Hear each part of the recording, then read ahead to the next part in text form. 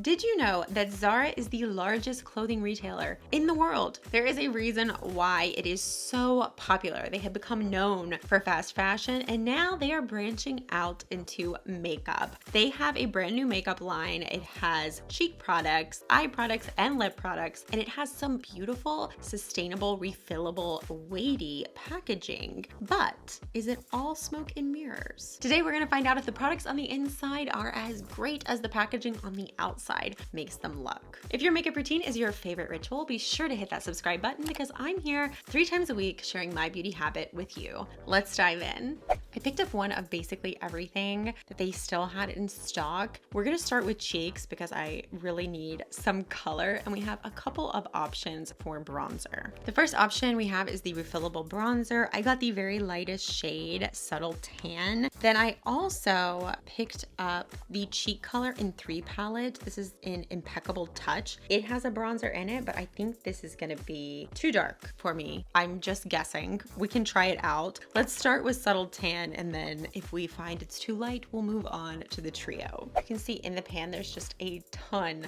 of kick up, which I guess makes sense because, well, how much was this bronzer? Oh no, this bronzer was $19.90. Zara, please do not let me down. I really love Spain. If I could just love the makeup line from this Spanish clothing retailer, that would really be on brand for me, Zara. I need you to work.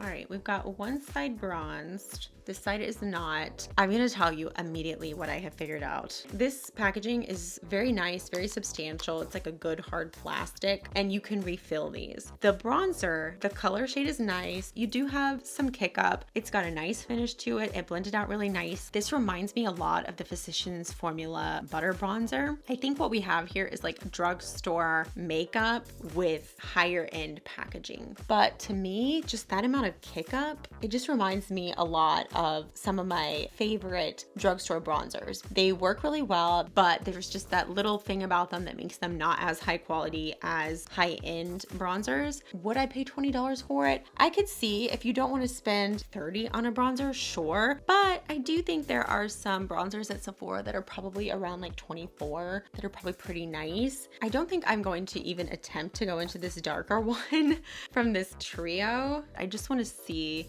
oh yeah, that's too dark. So we'll even out this side, but we're not going to go any more into that. I do find it odd though that you don't have the same kick up issue with the bronzer that's in the trio as you do in the standalone single bronzer. The blush in here is just a nice pinky run-of-the-mill blush. It's like a pretty standard blush shade. As I pick it up on my brush, no kick up. So I don't know if it's just that specific bronzer. Maybe something happened to the standalone bronzer in transit that loosened it up, but I don't have the same kick up in this.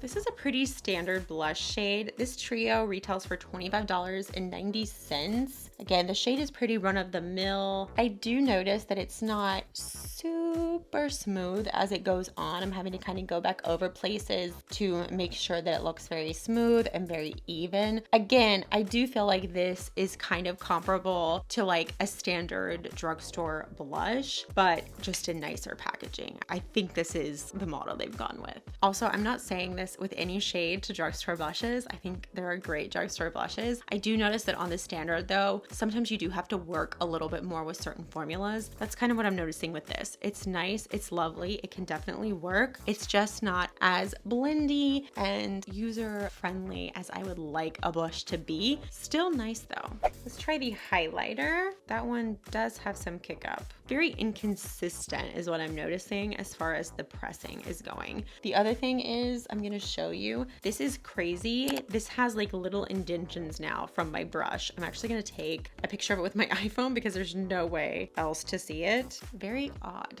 Cheeks are done. I'm not displeased. I think that definitely with this, you're getting nice drugstore makeup with very nice refillable, sustainable packaging. Although, can we call it sustainable because it's like this thick, heavy plastic? I guess we can, since you can refill it. But for it to be sustainable, that also means that it has to be good enough that you want to refill it. Moving on to eyes, I got 2 of the Metal Foil Loose Pigments. I got the shade Fuel and the shade Charisma. I thought these were cream shadows, but they are not. They are loose pigment. And now I'm like really nervous because it's just not the most user-friendly formula. If I had to pick a formula, I don't think loose pigment is the one I would go with. The first one right here is Fuel, and then over here we have Charisma. Super metallic. They are not kidding about the metallic. Wish I would have known. I think I'm gonna try Charisma because Fuel seems just a little too bold for me at the moment. It has a doe foot applicator, and we're just gonna go straight. Why did I do this? Do you ever just get really nervous when you're doing something that you don't normally like? I never use loose pigments, and it's like I'm so nervous that I'm just gonna have like copper tears all over my cheeks.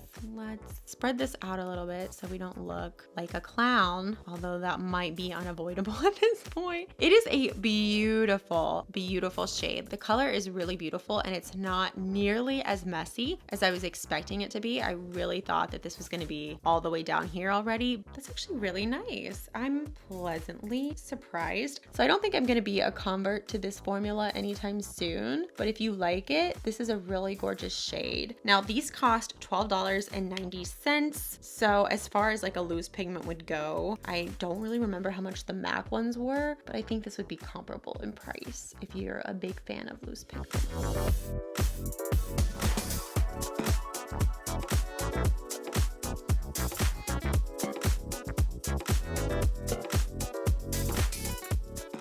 Lovely. Last but certainly not least, we have lipsticks. So this is where I really went hog wild. I picked up one of the tinted balm lipsticks, one satin lipstick, one of the stiletto demi matte lipsticks, and I picked up 2 of the mattes. I have swatched them all. First we have the tinted balm lipstick in Extra. Next to that we have the satin lipstick in the shade Fellas. Then we have the matte in Premiere Night. Next to that is the matte in Knockout. And then the last is the demi matte Stiletto. And we have that in the shade Faux.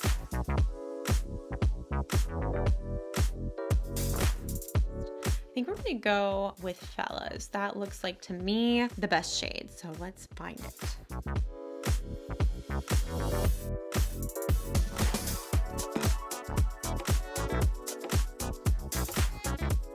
I like the shade. It's not quite as bright as I was hoping it would be. It looked a little bit brighter on the swatch. So I'm gonna add a little bit of the tinted balm. That was like that kind of bright pinky red shade here at the front to see if that brightens it up.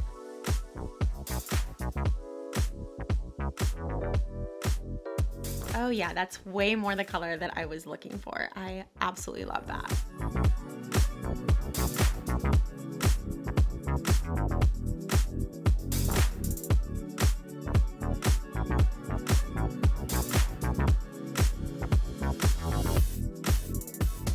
I threw on a little bit of eyeliner and some mascara, and all in all, I'm actually pretty happy with how this turned out. I think that if you're looking for a higher end drugstore formula, but maybe you want something more sustainable package-wise, something that feels more substantial, something that's just a little bit more luxurious on the packaging side, something you can refill, this would be a really good line to try. If I was gonna recommend anything, it would be the lip products. I actually really love this lip. I think it's gorgeous. I'm not a huge fan of loose pigments. If you do like loose pigments though, this shade Charisma is really beautiful. It's just a little bit more work than I like to do. The cheek products for me were, I mean, they were acceptable, but I don't think that they really compare to, say, a $25 blush. These were about $20 for this blush. I think you could spend $5 more and get a better formula. But again, if you're really invested in the idea of refilling and you really like Zara, then yeah, I would give give it a try, but I will not be refilling any of these products. I already know that. So you know what, Zara, it could have been so beautiful. I could have come to live in Spain. We could have hung out,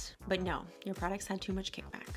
If you love makeup reviews, be sure to check out my entire review playlist. I hope to see you over there. Until then, you take care of yourself. Bye.